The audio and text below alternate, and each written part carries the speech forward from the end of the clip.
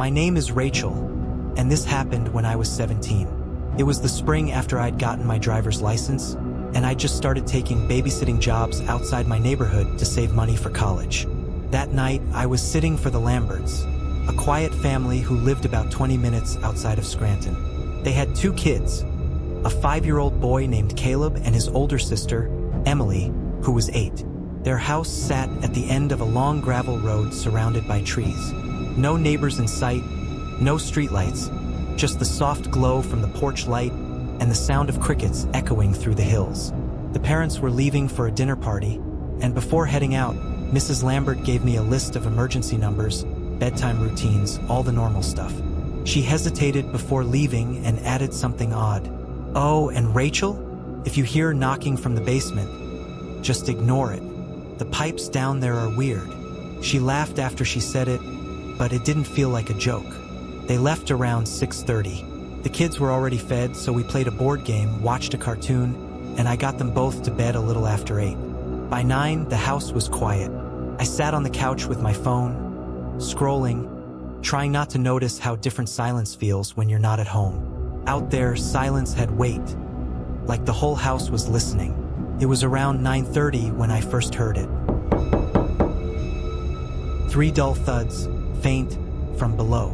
It sounded like it came from under the living room floor, the basement. First, I froze. I remembered what Mrs. Lambert said and tried to laugh it off. Pipes, just pipes. But then, it happened again. This time slower, more deliberate. I muted the TV, listening. It wasn't a metallic rattle or a clank like pipes would make. It sounded like knuckles, like someone's hand knocking on wood from underneath. The kids were asleep upstairs, so I told myself not to freak out. I went to the top of the basement stairs and turned on the light. The bulb at the bottom flickered weakly. The staircase was steep, and at the bottom I could see the door, old wooden with paint peeling off. And then it happened again. This time from right behind that door. I remember whispering, "Hello," before realizing how stupid that was. The second I spoke, everything went dead quiet. I backed away slowly, heart pounding, and closed the basement door, locking it. I tried to distract myself with my phone again, but I couldn't focus. Every creak in that old house sounded like movement below me. 10:02, the house phone rang. The sound made me jump. It was an old rotary phone sitting on a table near the front door. I picked it up, and a shaky voice on the other end whispered, "Don't open the basement." I froze. "Who is this?" I asked, but the line was dead. I remember looking at the caller ID. It was blank, just no number. I put the phone down and stood there, trembling. Then I heard it again, faint but unmistakable. The sound of footsteps, slow, dragging footsteps coming up the basement stairs. The door handle began to turn. I swear on my life it turned, like someone was testing it, trying to open it from the other side. I didn't wait. I grabbed my keys, ran upstairs, locked myself in the kids' room, and sat on the floor between their beds. Both of them were asleep, unaware. I stayed that way until the Lamberts came home around midnight. When I heard their car in the driveway, I ran downstairs to meet them. I tried to explain what happened, but Mr. Lambert just frowned. "That's impossible," he said. "The basement door locks from the inside." I didn't understand. He showed me. The basement door had a sliding bolt, but it was on the basement side of the door. There was no way for me to have locked it from upstairs. I begged him to check the basement with me. He hesitated but finally agreed. We went down the stairs slowly, the old steps creaking. When we reached the bottom, everything looked normal. Boxes, laundry machines, a workbench. But the air was cold, too cold. And there, on the inside of the basement door, were long, smeared streaks of dirt, as if someone had dragged their hand down it over and over again. The Lamberts called the police, but they found nothing. No footprints, no sign of entry, just the marks. I never babysat for them again. For months afterward, I had nightmares of that sound, those 3 knocks echoing in the dark. I still don't know who or what was down there, but I do know one thing. Whatever it was, it wanted out.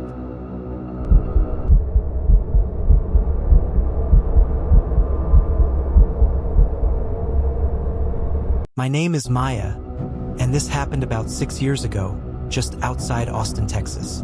At the time, I was a college sophomore trying to pick up extra money babysitting for families in the area. Most of the homes I worked for were in those quiet new-build neighborhoods. Wide driveways, trimmed lawns, motion lights that came on if a leaf so much as fell across them. This one particular job was for a couple named the Hernandez family. They had a 6-year-old girl named Lily, sweet, curious, quiet, the kind of kid who still carried a stuffed rabbit everywhere.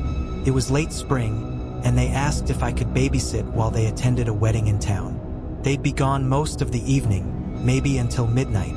The house sat at the edge of the subdivision. Behind it was open field and a line of trees. Nothing but crickets out there. When I arrived, Mrs. Hernandez was fixing Lily's hair in the kitchen. She looked at me and smiled, but there was something a little tired in her eyes. Before they left, she said something I didn't think twice about at the time. If Lily talks about her friend by the driveway, just play along. It's a phase she's going through. I smiled and nodded. Kids invent imaginary friends all the time. After dinner, Lily and I played hide and seek, drew some pictures, and then settled on the couch for a movie. Around 8:30, I tucked her into bed, read a story, and turned off the light. Everything felt perfectly normal, until I went downstairs and saw the motion light in the driveway flicker on. It was one of those bright white LED ones, and from the living room window I could see the edge of the yard, the stone walkway, the mailbox, the start of the driveway. At first, I assumed it was a raccoon or a stray cat, but then I saw it, a small figure standing perfectly still at the far end of the driveway. It looked like a little girl, long hair, barefoot, wearing a light dress that almost glowed under the harsh light. She wasn't moving, wasn't even swaying in the wind, just standing there, facing the house. I stared for a good 10 seconds, expecting her to run off or wave, but she didn't. I blinked, and when I looked again, she was gone. The motion light went out a few seconds later. I told myself it had to be a trick of the light, maybe a neighbor's kid walking by. Still, I locked the front door and tried to focus on my phone, but I couldn't shake that image, that stillness. Around 9:15, I heard soft footsteps upstairs, light, almost careful ones. I hurried up, thinking Lily had gotten out of bed, but when I peeked into her room, she was sitting up, wide awake, clutching her rabbit. She looked at me and whispered, "She's back." I froze. "Who's back?" "The girl by the driveway." Her tone was so calm, like she wasn't scared, just stating a fact. I told her she must have dreamed it, but she shook her head and pointed toward the window. I went over and looked. From the second floor, I could see the edge of the driveway, and under that same motion light, the little girl was standing there again. I felt a chill crawl up my back. She was in the exact same spot as before, same posture, same stillness. This time I could see her face, though, pale, blank, like someone carved it out of wax. Lily whispered, "She wants to come in." I yanked the curtains closed, pulled Lily away from the window, and told her it was just someone walking their dog, even though there was no one else outside. I tried to call Mrs. Hernandez, but the call wouldn't go through, weak signal, which made no sense because they lived in the suburbs. I stayed in the room until Lily finally drifted off. When I went back downstairs, the motion light flicked on again. This time, I didn't look. I sat on the couch, counting the seconds until the headlights finally appeared in the driveway around 11:50.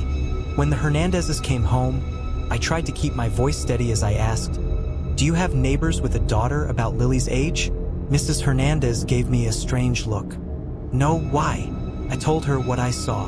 Her husband frowned but didn't say anything. She hesitated before replying. Lily used to talk about a little girl who played with her by the driveway. She stopped mentioning her after we put the motion light in. Said the girl didn't like the light. She forced a small smile, the kind of smile that hides fear, and said, "Thank you for staying with her. We'll call you again soon." They never did. A few weeks later, I drove by the neighborhood on my way to another job. I slowed as I passed their house. The motion light was gone. The driveway was dark, and standing near the edge in the same place I'd seen her before was a small figure, facing the house. This time, She turned her head slightly as I drove by. I couldn't see her eyes, just the faint outline of a smile. I haven't babysat since.